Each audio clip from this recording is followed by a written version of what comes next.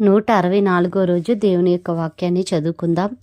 కీర్తనలు 102వ అధ్యాయము. దుఃఖము చేత ప్రాణము సొక్కిన వారు యెహోవా సన్నిధిని పెట్టిన మొర్ర. యెహోవా, నా ప్రార్థన ఆలకింపుము, నా మొర్ర నీ యొద్దకు చేరనిమ్ము. నా కష్టదినమున నాకు విముఖుడవై ఉండకుము. నాకు చెవియొగ్గుము, నేను మొరలిడు నాడు త్వరపడి నాకుత్తరమిమ్ము. పొగ ఎగిరిపోవునట్లుగా నా దినములు తరిగిపోవుచున్నవి. పొయ్యిలోనిది కాలిపోయినట్లు నా ఎముకలు కాలిపోయున్నవి. ఎండదెబ్బకు వాడిన గడ్డివలే నా హృదయము వాడిపోయున్నది.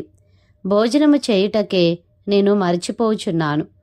నా మూల్గుల శబ్దము వలన నా ఎముకలు నా దేహమునకు అంటుకుని పోయినవి. నేను అడవిలోని గూడబాతును పోలియున్నాను. పాడైన స్థలములలోని పైడికంటె వలెనున్నాను. రాత్రి మెలకుగా నుండి ఇంటి మీద ఒంటిగానున్న పిచ్చుక వలెనున్నాను. దినమెల్లా నా శత్రువులు నన్ను నిందించుచున్నారు. నా మీద వెర్రి కోపము గలవారు నా పేరు చెప్పి శపింతురు. నీ కోపాగ్నిని బట్టియు నీ ఆగ్రహమును బట్టియు బూడిదెను ఆహారముగా భుజించుచున్నాను. నా పానీయముతో కన్నీళ్లు కలుపుకొనుచున్నాను. నీవు నన్ను పైకెత్తి పారవేసి ఉన్నావు. నా దినములు సాగిపోయిన నీడను పోలియున్నవి. గడ్డివలే నేను వాడియున్నాను. యెహోవా, నీవు నిత్యము సింహాసనాసీనుడవు. నీ నామస్మరణ తరతరములు ఉండును. నీవు లేచి సియోనును కరుణించెదవు. దానిమీద దయచూపుటకు కాలము వచ్చెను, నిర్ణయకాలమే వచ్చెను. దాని రాళ్ళు నీ సేవకులకు ప్రియములు. వారు దాని మంటిని కనికరించెదురు. అప్పుడు అన్యజనులు యెహోవా నామమునకును భూరాజులందరూ నీ మహిమకును భయపడెదరు. ఏలైనగా యెహోవా సియోనును కట్టియున్నాడు. ఆయన తన మహిమతో ప్రత్యక్షమాయెను. ఆయన దిక్కులేని దరిద్రుల ప్రార్థన నిరాకరింపక వారి ప్రార్థన వైపు తిరిగియున్నాడు. యెహోవాను సేవించుటకై జనములను రాజ్యములను కూర్చబడినప్పుడు మనుష్యులు సియోనులో యెహోవా నామ ఘనతను, యెరూషలేములో ఆయన స్తోత్రమును ప్రకటించున్నట్లు చెరసాలలో ఉన్న వారి మూల్గులను వినుటకును, చావునకు విధింపబడిన వారిని విడిపించుటకును ఆయన తన ఉన్నతమైన పరిశుద్ధాలయం నుండి వంగి చూచెననియు, ఆకాశం నుండి భూమిని దృష్టించెననియు వచ్చు తరము తెలుసుకున్నట్లుగా ఇది వ్రాయబడవలెను. సృజింపబడబోవు జనము యెహోవాను స్తుతించును. నేను ప్రయాణము చేయుచుండగా ఆయన నా బలము కృంగజేసెను, నా దినములు కొద్దిపరిచెను. నేనిలాగు మనవి చేసెతిని, నా దేవా, నా దినముల మధ్యను నన్ను కొనిపోకుము. నీ సంవత్సరములు తరతరములుండును. ఆదియందు నీవు భూమికి పునాది వేసితివి. ఆకాశములు కూడా నీ చేతి పనులే. అవి నశించును గాని నీవు నిలిచియుందువు. అవి అన్నియు వస్త్రము వలె పాతగిలును. ఒకడు అంగవస్త్రమును తీసివేసినట్లు నీవు వాటిని తీసివేయుదువు, అవి మార్చబడును. నీవు ఏకరీతిగా నుండువాడవు. నీ సంవత్సరములకు అంతము లేదు. నీ సేవకుల కుమారులు నిలిచియుందురు. వారి సంతానము నీ సన్నిధిని స్థిరపరచబడును. కీర్తనలు 103వ అధ్యాయము. దావీదు కీర్తన. నా ప్రాణమా, యెహోవాను సన్నిధించుము. నా అంతరంగమునున్న సమస్తమా, ఆయన పరిశుద్ధ నామమును సన్నిధించుము. నా ప్రాణమా, యెహోవాను సన్నిధించుము. ఆయన చేసిన ఉపకారములలో దేనిని మరువకుము. ఆయన నీ దోషములన్నిటినీ క్షమించువాడు, నీ సంకటములన్నిటినీ కుదుర్చువాడు. సమాధిలో నుండి నీ ప్రాణమును విమోచించుచున్నాడు. కరుణా కటాక్షములను నీకు కిరీటముగా ఉంచుచున్నాడు. పక్షిరాజు యవ్వనము వలె నీ యవ్వనము క్రొత్తదగుచుండునట్లు మేలుతో నీ హృదయమును తృప్తిపరచుచున్నాడు. యెహోవా నీతిక్రియలను జరిగించుచు బాధింపబడి వారికందరికీ న్యాయము తీర్చును. ఆయన మోషేకు తన మార్గములను తెలియజేసెను. ఇశ్రాయేలు వంశస్థులకు తన క్రియలను కనుపరిచెను. యెహోవా దయాదాక్షిణ్యపూర్ణుడు, దీర్ఘశాంతుడు, కృపాసమృద్ధి గలవాడు. ఆయన ఎల్లప్పుడూ వ్యాజ్యమాడువాడు కాడు. ఆయన నిత్యము కోపించువాడు కాడు. మన పాపములను బట్టి మనకు ప్రతీకారము చేయలేదు. మన దోషములను బట్టి మనకు ప్రతిఫలమియ్యలేదు. భూమి కంటే ఆకాశము ఎంత ఉన్నతముగా ఉన్నదో ఆయన యందు భయభక్తులు గల వారి ఎడల ఆయన కృప అంత అధికముగా ఉన్నది. పడమటికి తూర్పు ఎంత దూరమో ఆయన మన అతిక్రమములను మనకు అంత దూరపరిచి ఉన్నాడు. తండ్రి తన కుమారుల ఎడల జాలిపడునట్లు యెహోవా తన యందు భయభక్తులు గల వారి ఎడల జాలిపడును. మనము నిర్మింపబడిన రీతి ఆయనకు తెలిసేయున్నది. మనము మంటివారమని ఆయన జ్ఞాపకము చేసుకొనుచున్నాడు. నరుని ఆయువు గడ్డివలేనున్నది. అడవి పువ్వు పోయినట్లు వాడు పోయిను. దానిమీద గాలి వీచగా అది లేకపోవును. ఆ మీదట దాని చోటు దాని నెరుగదు. ఆయన నిబంధనను గైకొనుచు ఆయన కట్టడలను అనుసరించి నడుచుకొని వారి మీద, యెహోవా యందు భయభక్తులు గల వారి మీద ఆయన కృప యుగయుగములు నిలుచును. ఆయన నీతి వారికి పిల్ల పిల్ల తరమున నిలుచును. యెహోవా ఆకాశమందు తన సింహాసనమును స్థిరపరిచియున్నాడు. ఆయన అన్నిటి మీద రాజ్య పరిపాలన చేయుచున్నాడు. యెహోవా దూతలారా, ఆయన ఆజ్ఞకు లోబడి ఆయన వాక్యము నెరవేర్చు బలసూరులారా, ఆయనను సన్నుతించుడి. యెహోవా సైన్యములారా, ఆయన చిత్తము నెరవేర్చు ఆయన పరిచారకులారా, మీరందరూ ఆయనను సన్నుతించుడి. యెహోవా ఏలుచుండు స్థలములన్నిటిలోనున్న ఆయన సర్వకార్యములారా, ఆయనను స్తుతించుడి. నా ప్రాణమా, యెహోవాను సన్నుతించుము. కీర్తనలు 104వ అధ్యాయము. నా ప్రాణమా, యెహోవాను సన్నుతించుము. యెహోవా నా దేవా, నీవు అధిక ఘనత వహించిన వాడవు. నీవు మహాత్యమును ప్రభావమును ధరించి ఉన్నావు. వస్త్రము వలె వెలుగును నీవు కప్పుకొని ఉన్నావు. తెరను పరిచినట్లు ఆకాశ విశాలమును నీవు పరిచియున్నావు. జలములలో ఆయన తన గదుల దూలములను వేసియున్నాడు. మేఘములను తనకు వాహనముగా చేసుకొని గాలి రెక్కల మీద గమనము చేయుచున్నాడు. వాయువులను తనకు దూతలుగాను అగ్నిజ్వాలలను తనకు పరిచారకులుగాను ఆయన చేసుకొని ఉన్నాడు. భూమి ఎన్నటికీ కదలకుండునట్లు ఆయన దానిని పునాదుల మీద స్థిరపరిచెను. దాని మీద అగాధ జలములను నీవు వస్త్రము వలె కప్పితివి. కొండలకు పైగా నీళ్లు నిలిచెను. నీవు గద్దింపగనే అవి పారిపోయెను. నీ ఉరుము శబ్దము విని అవి త్వరగా పారిపోయెను. నీవు వాటికి నియమించిన చోటికి పోవుటకై అవి పర్వతములెక్కెను, పల్లములకు దిగెను. అవి మరలి వచ్చి భూమిని కప్పకయుండునట్లు అవి దాటలేని సరిహద్దులు నీవు వాటికి నియమించితివి. ఆయన కొండలోయలలో నీటి బుగ్గలను పుట్టించును. అవి మన్యములలో పారును. అవి అడవి జంతువులన్నిటికీ దాహమిచ్చును. వాటి వలన అడవి గాడిదలు దప్పి తీర్చుకొనును. వాటి ఒడ్డున ఆకాశ పక్షులు వాసము చేయును. కొమ్మల నడుమ అవి సునాదము చేయును.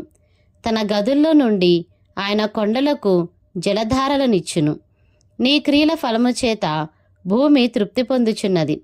పశువులకు గడ్డిని, నరుల ఉపయోగమునకు కూర మొక్కలను ఆయన మొలిపించుచున్నాడు. అందుమూలమున భూమిలో నుండి ఆహారమును, నరుల హృదయమును సంతోషపెట్టు ద్రాక్షారసమును, వారి మొగములకు మెరుగునిచ్చు తైలమును, నరుల హృదయమును బలపరచు ఆహారమును ఆయన పుట్టించుచున్నాడు. యెహోవా వృక్షములు తృప్తి పొందుచున్నవి. ఆయన నాటిన లెబానోను దేవదారు వృక్షములు తృప్తి పొందుచున్నవి. అచ్చట పక్షులు తమ గూళ్ళు కట్టుకొనును. అచ్చట సరళ వృక్షముల పైన కొంగలు నివాసము చేయుచున్నవి. గొప్ప కొండలు కొండమేకలకు ఉనికిపట్లు, కుందేళ్లకు బండలు ఆశ్రయస్థానములు. ఋతువులను తెలుపుటకై ఆయన చంద్రుని నియమించెను. సూర్యునికి తన అస్తమయ కాలము తెలియను. నీవు చీకటి కలుగజేయగా రాత్రి అగుచున్నది. అప్పుడు అడవి జంతువులన్నీయు తిరుగులాడుచున్నవి. సింహపు పిల్లలు వేట కొరకు గర్జించుచున్నవి. తమ ఆహారమును దేవుని చేతిలో నుండి తీసుకొన జూచుచున్నవి. సూర్యుడు ఉదయింపగానే అవి మరలిపోయి తమ గుహలలో పండుకొనును. సాయంకాలము వరకు పాటుపడి తమ పనులను జరుపుకొనుటకై మనుష్యులు బయలువెళుదురు. యెహోవా, నీ కార్యములు ఎన్నెన్ని విధములుగానున్నవి! జ్ఞానము చేత నీవు వాటన్నిటినీ నిర్మించితివి. నీవు కలగజేసిన వాటితో భూమి నిండియున్నది. అదిగో విశాలమైన మహాసముద్రము, అందులో లెక్కలేని జలచరములు, దానిలో చిన్నవి పెద్దవి జీవరాశులున్నవి, అందులో ఓడలు నడుచుచున్నవి, దానిలో ఆటలాడుటకు నీవు నిర్మించిన మకరములున్నవి. తగిన కాలమున నీవు వాటికి ఆహారం ఇచ్చెదవని ఇవన్నీ నీ దయ కొరకు కనిపెట్టుచున్నవి. నీవు వాటికి పెట్టునది అవి కూర్చుకొనును. నీవు గుప్పిలి విప్పగా అవి మంచి వాటిని తిని తృప్తిపరచబడును. నీవు ముఖము మరుగు చేసుకొనగా అవి కలతపడును. నీవు వాటి ఊపిరి తీసివేయినప్పుడు అవి ప్రాణములు విడిచి మంటిపాలగును. నీవు నీ ఊపిరిని విడువగా అవి సృజింపబడును. అట్లు నీవు భూతలమును నూతనపరచుచున్నావు. యెహోవా మహిమ నిత్యముండునుగాక. యెహోవా తన క్రియలను చూచి ఆనందించునుగాక. ఆయన భూమిని చూడగా అది వణుకును. ఆయన పర్వతములను ముట్టగా అవి పొగరాజును. నా జీవితకాలం అంతయు నేను యెహోవాకు కీర్తనలు పాడెదను. నేనున్నంత కాలము నా దేవుని కీర్తించెదను. ఆయనను గూర్చిన నా ధ్యానము ఆయనకు ఇంపుగా నుండునుగాక. నేను యెహోవాయందు సంతోషించెదను. పాపులు భూమి మీద నుండి లయమగుదురుగాక. భక్తిహీనులు ఇక నుండకపోదురుగాక. నా ప్రాణమా యెహోవాను సన్నిధించుము. యెహోవాను స్తుతించుడి. కీర్తనలు 105వ అధ్యాయము. యెహోవాకు కృతజ్ఞతాస్తుతులు చెల్లించుడి. ఆయన నామమును ప్రకటన చేయుడి. జనములలో ఆయన కార్యములను తెలియజేయుడి. ఆయనను గూర్చి పాడుడి. ఆయనను కీర్తించుడి. ఆయన ఆశ్చర్య కార్యములన్నిటిని గూర్చి సంభాషణ చేయుడి. ఆయన పరిశుద్ధ నామమును బట్టి అతిశయించుడి. యెహోవాను వెదుకువారు హృదయమందు సంతోషించుదురుగాక. యెహోవాను వెదుకుడి. ఆయన బలమును వెదుకుడి. ఆయన సన్నిధిని నిత్యము వెదుకుడి. ఆయన దాసుడైన అబ్రహాము వంశస్థులారా, ఆయన ఏర్పరచుకొనిన యాకోబు సంతతివారలారా, ఆయన చేసిన ఆశ్చర్య కార్యములను జ్ఞాపకము చేసుకొనుడి. ఆయన చేసిన సూచక క్రియలను, ఆయన నోటి తీర్పులను జ్ఞాపకము చేసుకొనుడి. ఆయన మన దేవుడైన యెహోవా. ఆయన తీర్పులు భూమి అందంతటా జరుగుచున్నవి. తాను సెలవిచ్చిన మాటను 1000 తరముల వరకు, అబ్రహాముతో తాను చేసిన నిబంధనను, ఇస్సాకుతో తాను చేసిన ప్రమాణమును నిత్యము ఆయన జ్ఞాపకం చేసుకొనును. వారి సంఖ్య కొద్దిగా నుండగను, ఆ కొద్దిమంది ఆ దేశమందు పరదేశులై ఉండగను, కొలవబడిన స్వాస్థ్యముగా కనాను దేశమును మీకిచ్చేదనని ఆయన సెలవిచ్చెను.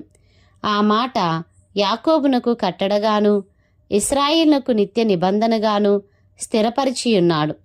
వారు జనము నుండి జనమునకును, ఒక రాజ్యం నుండి మరి ఒక రాజ్యమునకు తిరుగులాడుచుండగా, నేను అభిషేకించిన వారిని ముట్టకూడదనియు, నా ప్రవక్తలకు కీడు చేయకూడదనియు ఆయన ఆజ్ఞ ఇచ్చి, ఆయన ఎవరినైనను వారికి హింస చేయనీయలేదు. ఆయన వారి కొరకు రాజులను గద్దించెను. దేశం మీదికి ఆయన కరువు రప్పించెను. జీవనాధారమైన ధాన్యమంతయు కొట్టివేశను. వారికంటే ముందుగా ఆయన యొక్కని పంపెను. యోసేపు దాసుడిగా అమ్మబడెను. వారు సంకెళ్ల చేత అతని కాళ్ళు నొప్పించిరి. ఇనుము అతని ప్రాణమును బాధించెను. అతడు చెప్పిన సంగతి నెరవేరు వరకు యెహోవా వాక్కు అతన్ని పరిశోధించుచుండెను. రాజు వర్తమానము పంపి అతన్ని విడిపించెను. ప్రజల నేలిన వాడు అతన్ని విడుదల చేసెను. ఇష్ట ప్రకారము అతడు తన అధిపతుల నేలుటకును, తన పెద్దలకు బుద్ధి చెప్పుటకును, తన ఇంటికి యజమానునిగాను, తన యావదాస్తి మీద అధికారిగాను అతన్ని నియమించెను. ఇశ్రాయేలు ఐగుప్తులోనికి వచ్చెను. యాకోబు హాము దేశమందు పరదేశిగా నుండెను.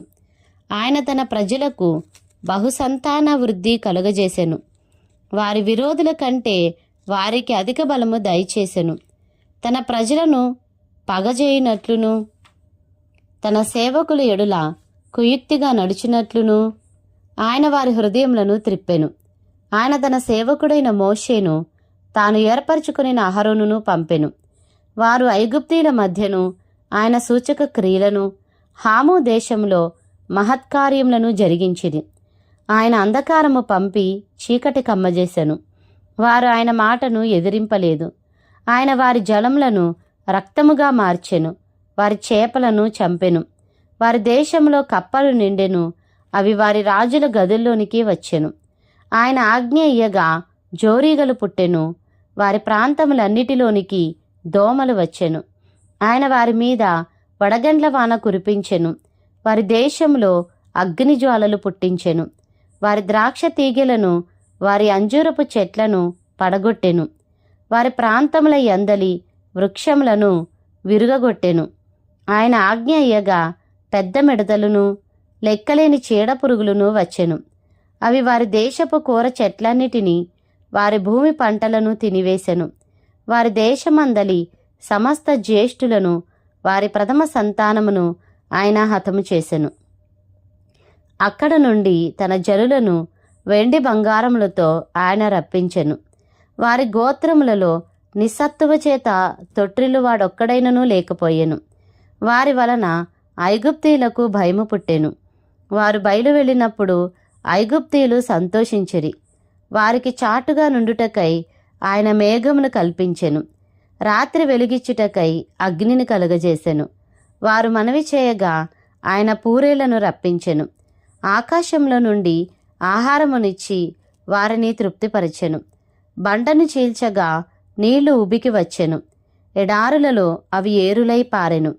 ఏలైనగా ఆయన తన పరిశుద్ధ వాగ్దానమును, తన సేవకుడైన అబ్రహామును జ్ఞాపకం చేసుకొని, ఆయన తన ప్రజలను సంతోషముతోనూ, తాను ఏర్పరచుకునిన వారిని ఉత్సాహధ్వనితోనూ వెలుపలికి రప్పించెను. వారు తన కట్టడలను గైకొనున్నట్లును, తన ధర్మశాస్త్ర విధులను ఆచరించున్నట్లును అన్యజనుల భూములను ఆయన వారికి అప్పగించెను. జనముల కష్టార్జితమును వారు స్వాధీనపరుచుకొనిరి. యెహోవాను స్తుతించుడి.